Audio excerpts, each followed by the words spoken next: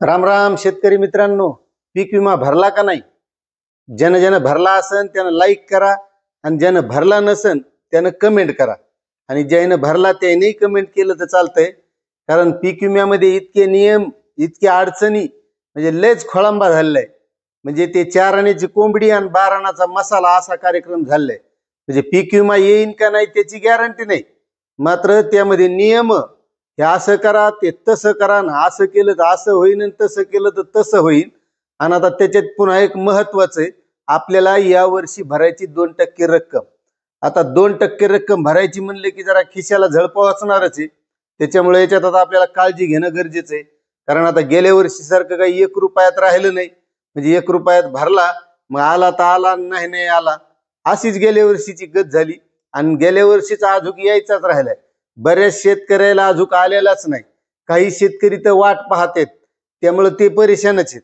मात्र आता या वर्षीची तरी आपल्याला महत्वाची काळजी घ्यावं लागणार आहे. कारण यावर्षी आपल्याला खिशातून पैसे भरावे लागणार आहेत, ती पण 2% रक्कम. मग आता त्यासाठी महत्वाची काय काळजी घ्यायची? कारण जर आपण ती काळजी घेतली नाही तर आपल्याला भरलेले जे पैसे आहेत का ते बी भेटणार नाहीत. म्हणजे ते जप्त केल्यासारखे जाणार, आपला अर्ज रिजेक्ट होणार, कार्यक्रम होणार. त्याच्यामुळं प्रत्येक शेतकऱ्यानं जर पीक विमा भरला असेल आणि नसलही भरला आणि भरायचा असेल तर काय काळजी घ्यायची हे लक्षात घ्या. कारण आपण ज्यावेळेस पीक विमा भरायला जातो, आता बऱ्याच शेतकरी समजा 4 एकर वावर असते, मग त्याच्यात ते काय करते, 30 गुंठ्यात तूर टाकते, 40 गुंठ्यात मूग टाकते, 20 गुंठ्यात कापूस टाकते. कारण कापसाची लई रक्कम ती भरायची, मग जरा कमी टाकते. आणि सोयाबीन टाकते 1 एकर, कारण ते जरा बऱ्यापैकी. मग आता हे जे टाकीत का आपण, तर याच्यावर महत्वाचं लक्ष द्यायचं की आपण किती किती कोणत्या पिकाचं क्षेत्र टाकलेले.